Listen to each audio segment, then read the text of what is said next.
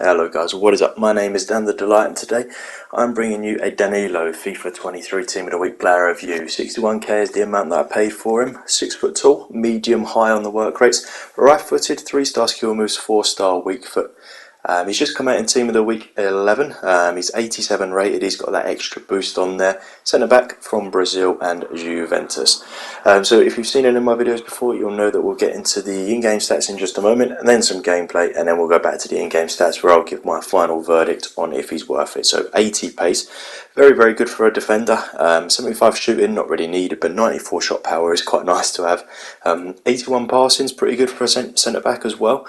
81 dribbling. Not bad, not really needed, but his agility and balance are decent enough for a centre-back. That's probably where I would put the cards, just because it's always good to have better agility and balance for a centre-back. And an 88 defending with some very solid stats there, and an 86 physical as well. So some very nice stats. Looking forward to getting into it. Let's go. Alright, so you are joining me here, 2-1 down, unfortunately, but we've got Danilo playing as centre-back. He's up against Payet here, and he's not being able to catch him. Can't remember, he's got that like winter wildcard Payet, and I'm not entirely sure what his pace is, but I think it is better than 80, so I'm not really surprised that he didn't manage to catch him up there. But a nice turn and pass that he made just then. I put myself right into trouble. Modi, oh, go on. What sort of touch was that? Let's be honest, that was awful. But yeah, I'm trying to invite a little bit of pressure. I don't want to do too much because I don't really want to lose the whole game. But I want to invite some pressure so that we can really see the best of Danilo. We're going to get a goal there anyway to even things up, which takes a little bit of the pressure off me anyway for winning the game. So yeah, hopefully we can see the best of Danilo. I will, of course, as I say on every video, play some more games with him before giving my final verdict. Here he is, though. Oh, he did well to get a footing in the end there, but his agility was kind of questionable. He was kind of a bit slow to sort of get back. He did get back eventually, but only because he kind of messed up a little bit, I think, attacking wise. But yeah, as I was saying, I will play some more games with him before giving the final verdicts. But yeah, we'll see what he's like in action for his very first game, this one here. So I do have semi-high hopes because he is a very 87 rated centre-back with very good stats. So, but he's going for fairly cheap. These Team of the Week cards, man, they do tend to go for cheap now. Not able to keep up with Payet again. He put on enough pressure, I think, to sort of rush him into making a pass that he probably wouldn't have if Danilo wasn't there. But yeah, his pace, certainly I think it's weird to say pace and dribbling for a centre-back, but his defending and physical is already really good. I think that you probably do want to increase his pace a little bit, just to put him over the edge, because at this point in the game, that's a really good physical and strength shown there. But at this point in the game, 80 pace, as good as that is for a centre-back, at this point, there's so many strikers that have got like 90 plus, that yeah, having 80 pace kind of feels a little bit low still. So I probably would put a chemistry style on there that would increase that, maybe like Hawk or something like that, I don't know. But yeah, I definitely would be looking to increase the pace and the dribbling, so that his agility and balance can be increased as well.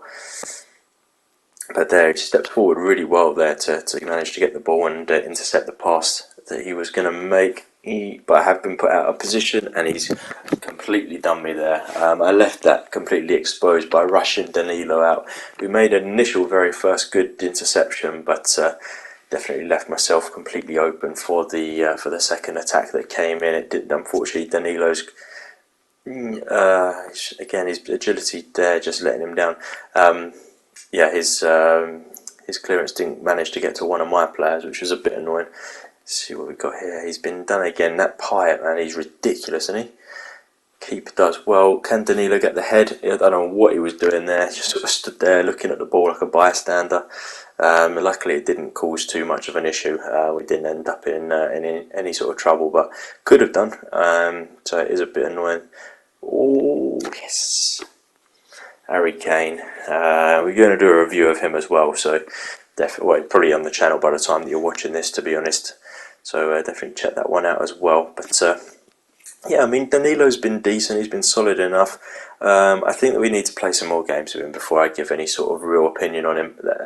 He's shown good physical and good enough defending. Like, he has stuck feet in, and he's got interceptions, but it's just his like physical attributes, like his pace and his his like agility and that sort of thing has kind of let him down a little bit there. So we'll see how that goes. I'm going to put a card on him for the next game to try and increase that. I always play these guys on basic for the very first game just to get a feel of what they're like in general and where we need to make some improvements. And I'm definitely thinking pace and agility for this one. Oof, that was some risky defending going on there, but very nice. What a run. He's not got the pace, has he? It's annoying. He's really not got the pace.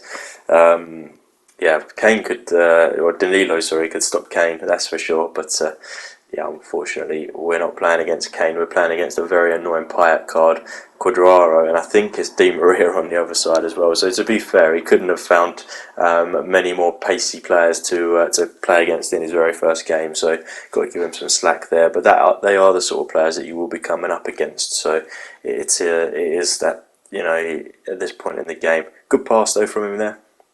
And actually setting up a big attack here. I couldn't quite get that over the line. Odegaard, not an awful lot going on here, but I think we should get the win here, barring a complete meltdown in the last minute or two. I don't think there'll be too many minutes added on. I can't actually remember there being a free kick in this match. Yeah, just the 1 minute, so barring a complete mental breakdown, we are going to get the win here. And Danilo's played solidly. Again, let's see, always keeping up with Quadraro there though. Oh, his turning is just not very good. My God, that was close.